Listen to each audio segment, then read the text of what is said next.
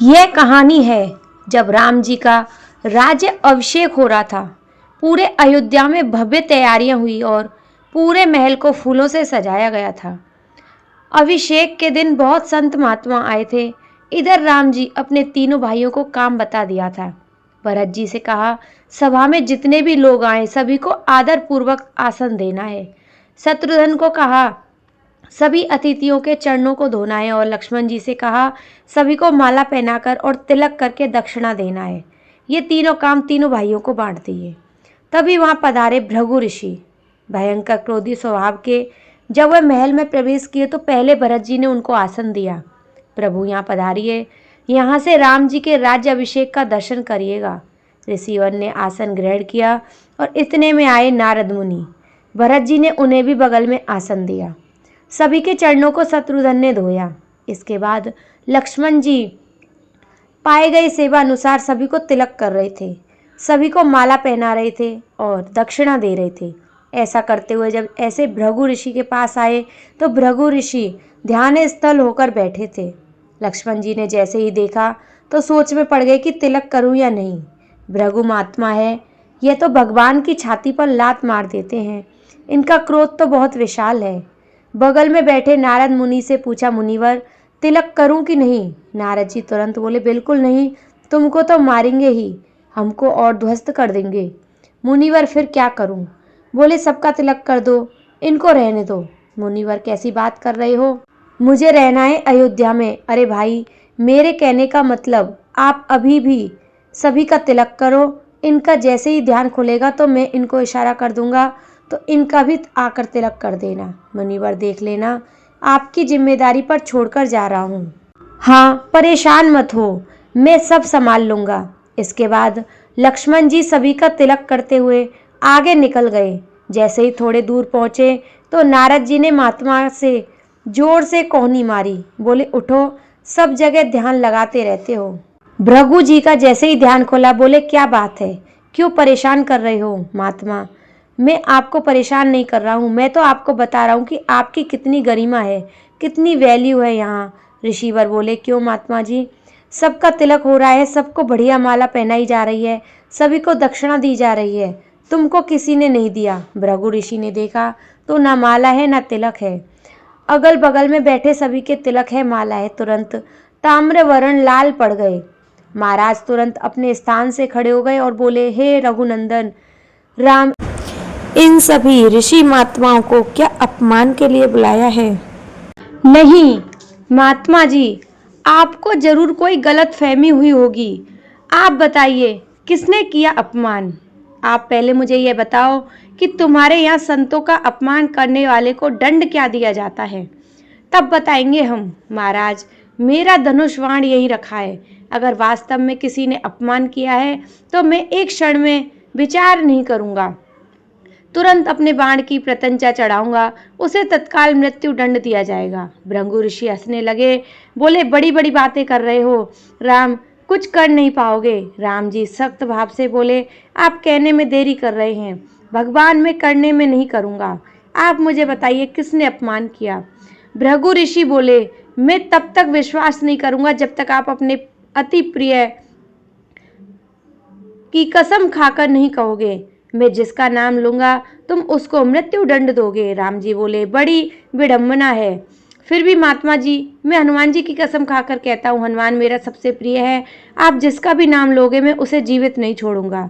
तो फिर सुनो रघुनंदन राम, तुम्हारे यहाँ आए हुए सभी संतों का सम्मान किया जा रहा है, सभी को तिलक किया जा रहा है, माला पहनाई जा रही है, दक्षिणा दी जा रही है। श्री राम जी बोले, हाँ महात्मा जी, लेकिन राम, मेरे साथ अपमान हुआ है। मेरा ना तो तिलक किया गया और ना ही माला पहनाया।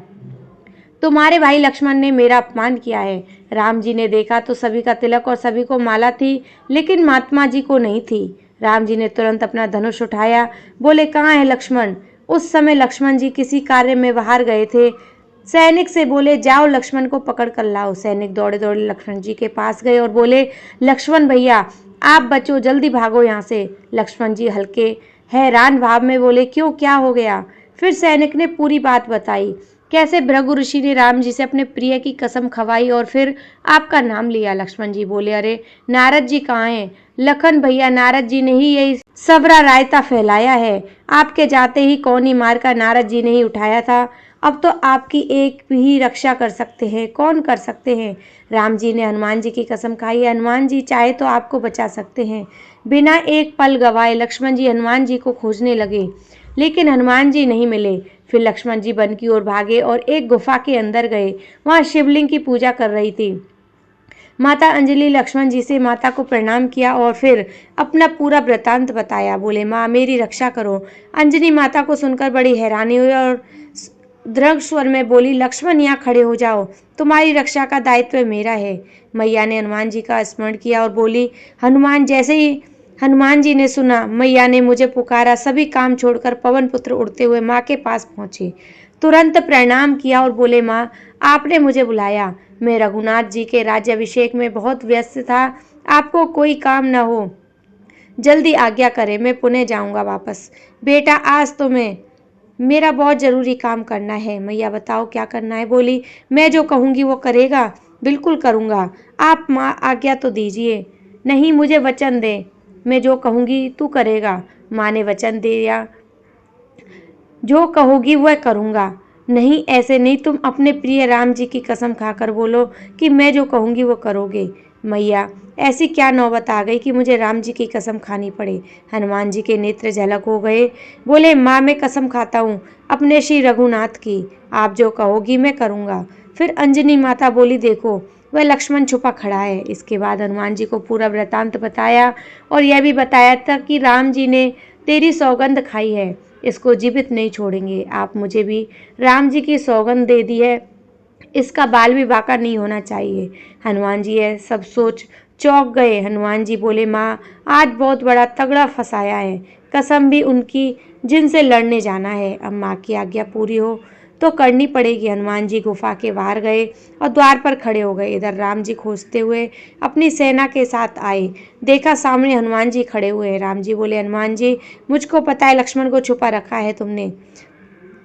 अपने स्वामी की आज्ञा मानो, मेरा रास्ता छोड़ दो, मुझे भीतर जाने दो। आज मैं लक्ष्मण को जीवित नहीं छोड़ूंगा। आज इसने संत का अपमान किया है। प्रभु, संत अपमान के और भी दंड हो सकते हैं। आप मृत्यु दंड दे रहे हो। अरे लखन जी हैं, 14 साल भर में आपके साथ रहे, एक भी दिन वह सोए नहीं, दिन रात आपकी सेवा में तत्पर रहते थे। उन्होंने तय कर लिया था कि मैं तब सोऊंगा जब भैया के सिर पर स्वर्ण मुकुट विराजमान होगा, उस दिन चैन से सोऊंगा मैं। ऐसा त्यागी महात्मा लक्ष्मण, आप उसे मारने आ गए छोटे से अपराध में। फिर राम जी बोले, हनुमान लक्ष्मण कैसा है? बात वो नहीं है, मैंने संत को वचन दिया है और साथ ही मैंने तुम्हारी सौगंध खाई है कि लक्ष्मण को जीवित नहीं छोड़ूंगा। फिर हनुमान जी अकड़ कर बोले, तो फिर ठीक है, हम भी पवन पुत्र हैं, हम भी अंजनी के पुत्र हैं और रघुनाथ के दास हैं। हमने भी आपकी सौगंध खाई है कि लक्ष्मण का बाल भी बाका नहीं होने देंगे। तब तक हनुमान यहाँ जीवित खड़ा है जब तक आप लक्ष्मण को छू नहीं सकते। आपके पास एक ही रास्ता है।